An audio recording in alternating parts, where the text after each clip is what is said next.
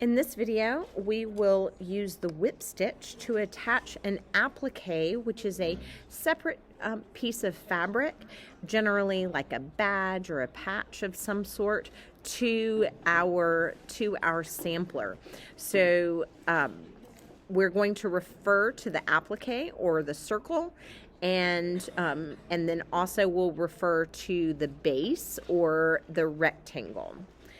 So the first thing we're going to do is we're going to tie off. I have a single arm's length of thread that I have tied a knot in, and we're going to choose one side of our applique, and right here on the edge we're going to do a tiny chomp,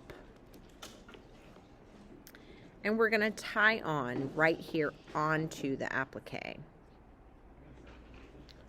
Got to separate our tail loop. It's a little messy. There we go. And then in order to lock down our tie on, we're going to do that one more time right under it, holding that loop open, and pull nice and tight. So now we are actually tied on to our applique right here, and I'm going to center it onto one of my rectangles. I'm going to pin this to the center, and remember, when you're using a pin, you want to use a chomp. You do not want to use a jab, because a jab creates danger fabric. We do not want danger fabric. We want to have a nice secure hold on with our pin. So my thread right now is between my applique and my base. I want to get to the wrong side of my base, so I'm going to do that by taking my needle underneath where I have tied on, and I'm going to jab to the wrong side. So I am now on the wrong side of my whole sampler here. I'm going to go around, and the finished product is going to look something like this. Kind of looks like a sunburst. So I do that by coming out on one layer of fabric. We're going to call that out on one. So I'm only coming through the orange, and I've come out right where I've tied on, and then I'm going to go in through two.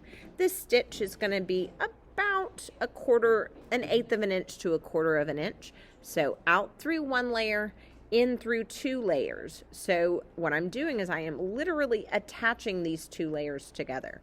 Now I'm going to go around the circle.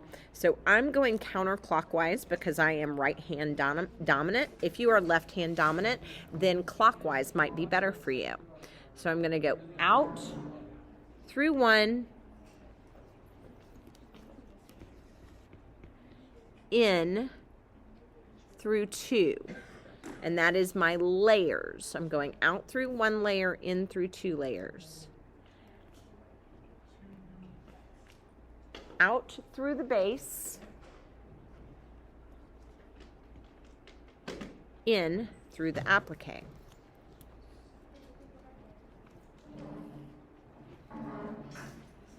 I'm going to continue this around. You want to work to make your stitches as straight up and down as possible.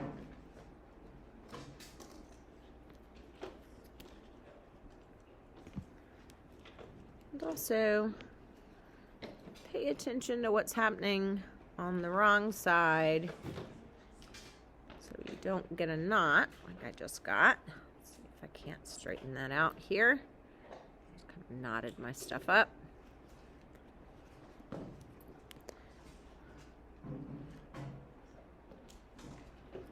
I think what I just did is I just went through my strands. There we go. There we go. So don't do that. So out through one,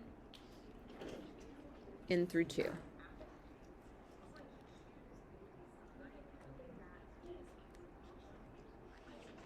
Out through one, in through two. I'm going to do this all the way around.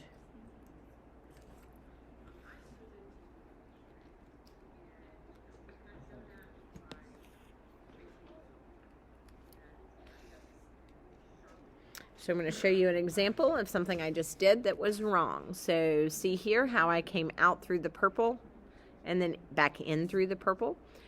I can, if I'm close enough to it, go back and come out through the orange and then go right through the end of that stitch right there. And you never even knew that I made a mistake, other than I told you.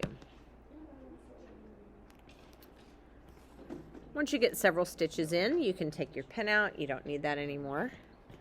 Just stick it into your tomato.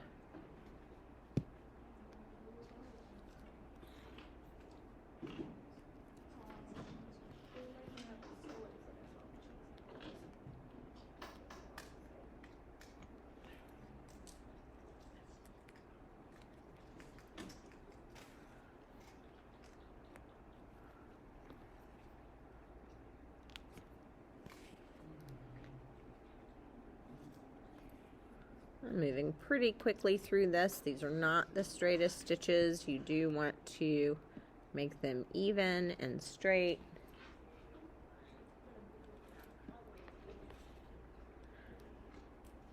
See, I started pretty close together and I've spread them out a little bit in the interest of time. As you are working through this, you want to make sure that they are even.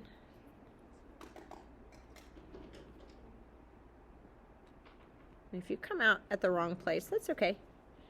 Just try it again. I'm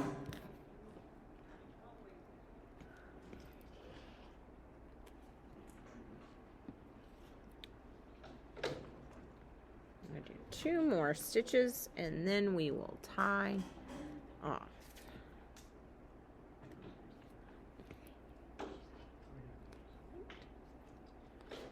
There we go. So I've made it all the way around. And now I'm going to go back to this last stitch that I just did. I'm going to do a tiny chomp underneath the orange. I'm going to go through that loop 1 time,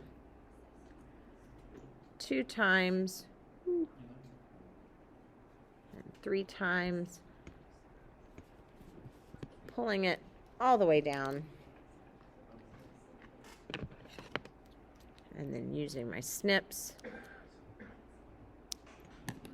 trim, and voila, that is the whip stitch.